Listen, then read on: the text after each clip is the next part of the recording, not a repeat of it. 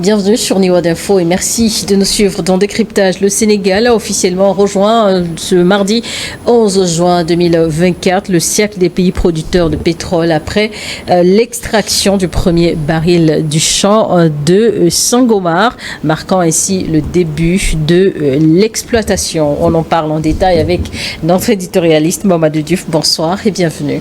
Merci. Bonsoir Charlotte. Ainsi donc, après plusieurs années de retard, la compagnie Woodside a annoncé il y a seulement quelques jours avoir démarré l'exploitation du gisement offshore de Sangomar situé au large de Dakar. Tout à fait, après plusieurs reports, puisqu'il y a des dates qui avaient été prévues, qui n'ont pas pu être respectées pour un certain nombre de raisons qu'ils avaient évoquées. Bon, cette fois-ci, c'est effectif. Le pétrole commence à sortir du puits de Sangomar, effectivement au nord du Sénégal, au niveau de Saint-Louis. C'est quand même une nouvelle qui était attendue par les Sénégalais, mais contrairement à cette atmosphère qui donne l'impression qu'on vient d'avoir l'information qu'on a du pétrole au Sénégal, les gens savent qu'il y a du pétrole au Sénégal depuis fort longtemps. Je me rappelle encore très jeune, un candidat à l'élection présidentielle, le docteur Oumar Wane, du Parti pour le peuple sénégalais, le PPS, lors de la campagne électorale, disait qu'au Sénégal, il y a du pétrole, c'est moi, je le dis, et il insistait là-dessus. Finalement, les gens riaient, on se moquait de lui, alors qu'il avait parfaitement raison, puisque on a Petrosen qui s'occupe des questions du pétrole, qui fait de la recherche et qui savait qu'il y a du pétrole au Sénégal. Le Sénégal exploitait déjà du gaz également. C'est que les gens se rappellent, il y a eu un incident où il y a un puits de gaz qui avait pris feu pendant plusieurs jours. Il a fallu plusieurs expertises avant de pouvoir éteindre ce puits-là. Maintenant, la nouveauté, c'est que cette exploitation devient une exploitation où on s'attend à 100 000 barils par jour. Justement, quelle est la quantité obtenue jusqu'alors? Pour le moment, c'était juste de façon symbolique montrer que tout est opérationnel. Voilà le premier baril. Bon, c'est un peu le même système quand on exploite l'or, on sort le premier lingot qu'on vient présenter au président de la République. Bon, le baril, il est compliqué à présenter au président de la République, mais c'est parti pour la production du pétrole et ce qui est attendu, c'est 100 000 barils par jour dans un premier temps. Mais dans le contrat, il est prévu que ça puisse aller même jusqu'au-delà de 100 000 barils par jour. Et l'exploitation du gisement découvert en 2014 a pris beaucoup de retard. Qu'est-ce qui explique justement ce retard? Il y avait plein de soucis par rapport au retard de cette exploitation. À un certain moment, dans le contrat, il y a eu des discussions nouvelles sur certains aspects. Les gens ont posé des problèmes techniques qui sont intervenus, qui n'avaient pas été prévus, etc. Bon, de décalage en décalage, finalement, on est dans la réalité de la production du pétrole au niveau du Sénégal, ce qui est une bonne nouvelle pour les populations, à condition, bien sûr, que ces populations puissent bénéficier de ces ressources pétrolières. Sangomar est donc situé à environ 100 km au sud de Dakar par 780 mètres de fond. Le gisement contient du pétrole et du gaz. Il devrait donc produire 100 000 barils, vous le disiez, par jour. Le brut extrait est destiné donc à quel marché? De façon générale, quand on a ce genre de marché, le brut va être vendu. Le Sénégal ne risque pas de consommer 100 000 barils de pétrole par jour. Mais certainement, le Sénégal va prendre une partie parce qu'on a la SAR, la Société africaine de raffinage du pétrole, qui est là.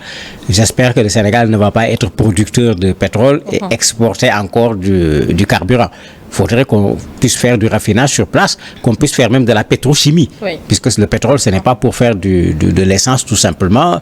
Et cela permettrait au Sénégal lui-même d'abord d'avoir sa propre autosuffisance en matière de pétrole. Nous avons de l'électricité. De posséder également une raffinerie. Mais on a déjà une raffinerie qui existe, la SAR. Il va falloir la rendre fonctionnelle pour ne pas produire du pétrole et acheter de l'essence, parce que pour moi c'est quand même paradoxal. Quand on produit du pétrole, il faut raffiner pour avoir de l'essence. Il faut faire de la pétrochimie parce que le pétrole ne se réduit pas à l'essence tout simplement. L'autre élément attendu, nous faisons de l'électricité sur la base du pétrole, du carburant. De sorte que le coût d'électricité est extrêmement cher au Sénégal. Tout le monde réclame une baisse des prix. La baisse des prix pourrait passer également par le fait que c'est le Sénégal lui-même qui produit son propre pétrole. En ce moment, les coûts de l'électricité vont pouvoir baisser. Et la vente de cet or noir devra générer plusieurs milliards de dollars de revenus sur une période de 30 ans. Oui, beaucoup d'argent à venir, mais n'oublions pas que les autorités actuelles ont promis d'aller dans le sens de renégocier le contrat parce que Woodside à 82%, le Sénégal à 18%. Bon, dès qu'on regarde les pourcentages, bon, c'est du pétrole sénégalais, c'est vrai, mais c'est comme si les Australiens en profitent plus que les Sénégalais. Le président Bassirou Diomaye Faye a promis justement de rediscuter ces négociations. Oui, la promesse est là. Il y a des choses qui ont été entamées.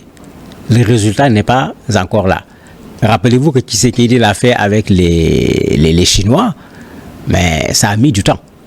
Puisque l'IGF de Kinshasa s'était rendu compte que dans ce contrat, les Chinois pouvaient avoir 76 milliards de dollars et eux, ils se retrouvaient avec 3 milliards de dollars. Il a fallu renégocier. Et finalement, avec l'effort soutenu du président Tshisekedi, les choses ont été revues à la hausse. C'est vrai que c'est pas facile de renégocier ces contrats parce que souvent, comme pour le cas de Woodside, bon, c'est pas eux qui ont trouvé le pétrole, comme j'ai dit, on savait qu'il y a du pétrole, mais c'est eux qui sont allés faire l'inspection, c'est eux qui ont mis en place les installations, etc. Ils disent avoir déjà dépensé plus de 5 milliards de dollars. Donc, c'est des gens qui vont vouloir rentabiliser leur investissement, ce qui est logique. Mais je me dis que Sonko avait écrit un ouvrage sur cette question du pétrole et du gaz, en parlant de tout ce qu'il y a comme arnaque à l'intérieur. Mais espérons que cela va servir à ce que ce contrat soit revu à l'avantage du Sénégal, puisque c'est malheureusement le cas avec toutes ces firmes étrangères, qu'elles soient françaises, russes, américaines, chinoises, australiennes, ça ne change absolument rien, comme je le dis tout le temps. Personne parmi eux n'est venu en Afrique pour développer l'Afrique. Ils ne viennent que parce qu'ils trouvent leurs propres intérêts. Mais c'est pourquoi également le Sénégal produit la Côte d'Ivoire, le Niger, le Nigeria, l'Angola. Mais je répète ce que j'avais dit. On a besoin d'un OPEP africain. Et avec ça, on va dire aux gens, celui qui veut exploiter du pétrole en Afrique désormais, voici les conditions dans lesquelles cela va être possible. Et qu'en même temps, qu'on crée un institut de formation pour la pétrochimie, pour le pétrole, un institut africain. Pas que chaque pays essaye de faire et que ça va être minuscule. Avec cet institut, mais au moins, puisqu'on parle d'exploitation pendant 30 ans. Et ce n'est pas le seul, il y a d'autres puits. Mais au bout de 15 ans, que le Sénégal soit en mesure d'exploiter lui-même son propre pétrole sans avoir besoin de Woodside, de Total ou de je ne sais pas qui, en ayant autant les moyens techniques que les compétences pour le faire. Le Nigeria, le Gabon, la République du Congo, vous venez de le mentionner, mais aussi le Niger bientôt, l'exploitation du pétrole ou sinon de produits pétroliers devait donc conduire à corriger la dépendance. Mais tout à fait, si l'exploitation se fait accompagner par une bonne gouvernance, on verra des résultats. Vous avez oublié le Tchad en 6 ans. Mais quand le Tchad a commencé à produire du pétrole, l'ancien président avait dit on ne va pas faire profiter du pétrole aux générations actuelles seulement, on va même déposer de côté pour les générations futures. Mais quand on regarde aujourd'hui la situation du Tchad, mais c'est une situation catastrophique et ce fonds destiné aux générations futures, personne n'a vu ce fonds-là. Donc il faut que ça soit accompagné d'une bonne gestion, d'une transparence dans les contrats, parce que c'est extrêmement important que le contrat soit publié, qu'on sache clairement qu'est-ce qu'il y a dans le contrat, s'il faut le corriger, qu'on corrige le contrat et que par la suite, dans l'exploitation, le résultat obtenu à travers la vente du pétrole, qu'on voit clairement où va l'argent. Mais quand c'est fait de la sorte, mais quel que soit le pays, tout le monde parle de manne pétrolière parce que très rapidement, vous avez une entrée en argent qui se chiffre en plusieurs millions de dollars. Et ces différents chantiers en phase de développement sur le continent interviennent au moment où la question climatique également devient cruciale. Tout à fait. Vous avez ceux qui ont basé leur développement dans un premier temps sur le pétrole, mais qui accèdent aujourd'hui à l'énergie nucléaire, qui sont à l'électrique au niveau des véhicules et d'un certain nombre de choses, qui sont en train de nous dire, mais attendez, en utilisant le pétrole et le gaz, il y a des risques de pollution de l'environnement avec le carbone. Mais c'est tout à fait vrai. Mais quand même, eux ne peuvent pas nous donner de leçons en matière d'environnement. Mais nous exploiterons notre gaz, nous exploiterons notre pétrole, mais nous tiendrons compte de l'environnement parce que ce n'est pas parce qu'on est africain que nous ne savons pas ce que veut dire environnement, mais le fait qu'on nous propose à la limite d'abandonner cela et d'aller vers ce qu'ils appellent l'énergie verte. Mais Ils nous laissent, on va passer par le même processus qu'eux et nous allons aboutir également à de l'énergie verte. Parce que qu'est-ce qu'on va faire de tout ce pétrole qui est découvert dans ces pays? En fait, le problème que ça pose, c'est que plus on va découvrir du pétrole, plus le prix du baril risque de baisser parce qu'il y a la loi du marché qui sera là. Et maintenant, nous ne sommes plus des clients pour aller chez eux acheter du pétrole. Mais il faut qu'on ait l'intelligence nous-mêmes d'être le marché africain du pétrole, même si les Occidentaux ne viennent pas acheter. Ceux qui ont du pétrole peuvent fournir à l'Afrique du pétrole. D'où l'intérêt donc d'avoir cette OPEP africaine. Mais c'est fondamental. Pour moi, c'est fondamental parce que dans ce monde aujourd'hui, la force économique parle. Vous avez vu comment, quand l'Arabie Saoudite a rejoint la Russie et un certain autre nombre de pays, mais les États-Unis ont demandé aux Saoudiens d'augmenter leur production de pétrole parce que le coût du baril de pétrole était en train de monter. Les Saoudiens ont refusé. Pourtant, pendant longtemps, les Saoudiens ont été considérés comme des gens chez qui, avec un claquement de doigts, les Américains peuvent avoir ce qu'ils veulent. Mais c'est à cause de leur quantité de pétrole et de leur impact sur la production mondiale du pétrole. Mais si on met tous les producteurs africains ensemble, que ces producteurs africains parlent d'une seule voix, au moins sur le pétrole, on va écouter la voix de l'Afrique en attendant qu'on nous écoute également sur d'autres aspects, parce que nous en avons également besoin. Et au Sénégal, cette annonce d'exploitation du pétrole sénégalais, est-ce finalement une bonne nouvelle pour les populations? Qu'est-ce que cela représente justement au niveau de cet écosystème? Mais c'est une très bonne nouvelle parce qu'on est sur un puits de pétrole, alors qu'il y en a plusieurs. Celui-là est au nord, il y en a qui sont vers Kayar, un peu plus vers Dakar. Il y a encore un gisement que nous exploitons avec la Mauritanie, puisqu'il se trouve pratiquement à la frontière des eaux territoriales des deux pays. Tous ces gisements vont apporter également leur production énergétique. Mais en ce moment, le Sénégal se retrouvera dans une situation où nous pouvons mettre sur le marché international un produit, obtenir des devises sans passer ni par le Fonds monétaire international, ni par la Banque mondiale, etc. Ce qui est un des plus gros problèmes dans nos pays. Finalement, est-ce que c'est bénéfique quand on va encore vendre ces produits dans une devise étrangère? Pour le moment, c'est ce qui risque de se faire. Mais il serait bon que les Sénégalais et les autres Africains prennent l'exemple russe, qui a commencé à dire aux gens, je vends mon gaz avec la monnaie russe. Puisque en ce moment, nous ne subissons pas les taux de change. Aujourd'hui, par exemple, si le Sénégal doit vendre son pétrole, il risque d'être vendu en dollars. Mais si les Américains baissent le prix du dollar, le prix du baril diminue sans pour autant tenir compte des conditions dans lesquelles on a produit le pétrole au Sénégal avant de le mettre au marché. Mais puisque les Américains sont maîtres de leur dollar, ils peuvent hausser, ils peuvent baisser.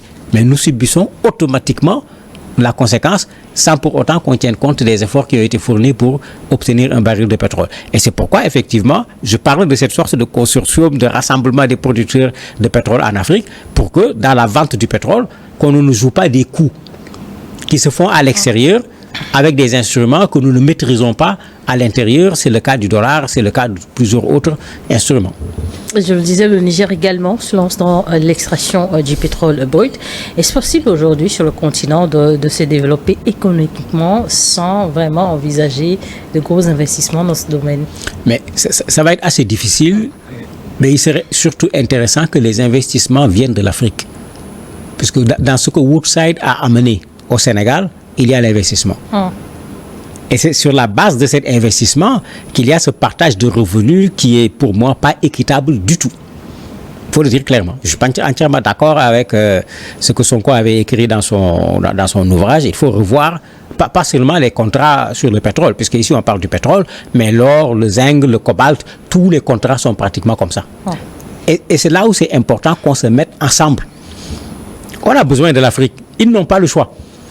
Mais si les Africains le comprennent... C'est le nouvel Eldorado économique? Mais bien sûr. Mais si les Africains le comprennent, mais les gens seront obligés de revoir les conditions des contrats parce qu'ils ont besoin des ressources aujourd'hui qui se trouvent sur le sol africain. Ils ne peuvent pas s'en passer. Mais il y a ce travail qui n'est pas fait, à mon avis, suffisamment. De sorte que vous avez des pays producteurs de pétrole, mais il n'y a même pas un institut où on peut former des ingénieurs en pétrochimie, des ingénieurs qui peuvent s'occuper des questions du pétrole. Vous êtes obligé à chaque fois d'aller emprunter des gens pour venir résoudre votre problème. Je parlais tout à l'heure du puits de gaz qui avait pris feu au Sénégal, mais il a fallu faire appel à l'aide internationale pour qu'on puisse aider à éteindre ce feu, alors que parmi les risques d'exploitation du pétrole et du gaz, il y a ça. C'est du connu. Ce n'est pas au Sénégal que c'est arrivé pour la première fois, c'est arrivé également ailleurs. Mais quand on prépare tous ces éléments, quand le Sénégal n'a pas telle compétence, l'Angola là, quand l'Angola ne l'a pas, le Nigeria là, mais on peut à l'intérieur de l'Afrique échanger ces compétences-là. Le deuxième élément, les opérateurs économiques africains, il y en a qui sont milliardaires. Mais prenons avec eux un contrat qui permet de prendre cet argent, d'investir, et le produit reste sur le continent africain. Parce que si on ne le fait pas sur le cas de Woodside, mais quand Woodside va finir de prendre ses bénéfices, il fait quoi? Il ne les investit certainement pas au Sénégal. Il va les ramener en Australie. Mais c'est une perte pour le Sénégal, c'est une perte pour l'Afrique. On va rester au Sénégal, pour les 100 premiers jours du président Bassirou Diomaye Faye. Les chantiers semblent plutôt bien avancés. Oui, les chantiers, je ne dirais pas avancés, ils sont plutôt actuellement en train de fixer les chantiers. Ils viennent tout récemment de prendre une décision sur la réduction de certains produits de première nécessité. Bon, c'était attendu par les populations. Certains disent c'est bon, d'autres disent ça ne suffit pas. Il faut aller dans le sens de baisser encore. D'autres insistent sur la question du carburant, puisque pour le moment, ils trouvent qu'il n'y a pas quelque chose là-bas. Il va falloir qu'on baisse le prix pour que ce prix du carburant agisse également sur les autres prix, puisqu'il intervient de façon transversale sur bien des éléments. Mais ils sont plutôt actuellement en train de faire le point. Attendons-les, parce que je crois qu'ils s'arrêteront eux-mêmes au moment des 100 jours pour nous dire voilà concrètement ce que nous avons fait. C'est vrai qu'on sent le changement venir petit à petit. La question, par exemple, de la ponctualité dans les services, il y a de la grogne, mais les chefs sont en train de dire aux gens, attendez, vous êtes là pour travailler, on vous paye, que les gens soient là à l'heure. Il y a les rapports qui ont été publiés, qui ont montré toute la gabegie qu'on a connue sous l'Ancien Régime. Et j'espère qu'après avoir fait ça, eux, ils ne feront pas la même chose, etc. Donc, ils s'installent. Moi, c'est ce que je dis. Pour le moment, ils sont en train de s'installer, mais il ne faut pas se tromper. Il est plus facile d'être dans l'opposition, de parler, de critiquer, que de gérer un État. Merci, de Diouf, d'avoir accepté notre invitation et merci à vous de nous avoir suivis dans Décryptage.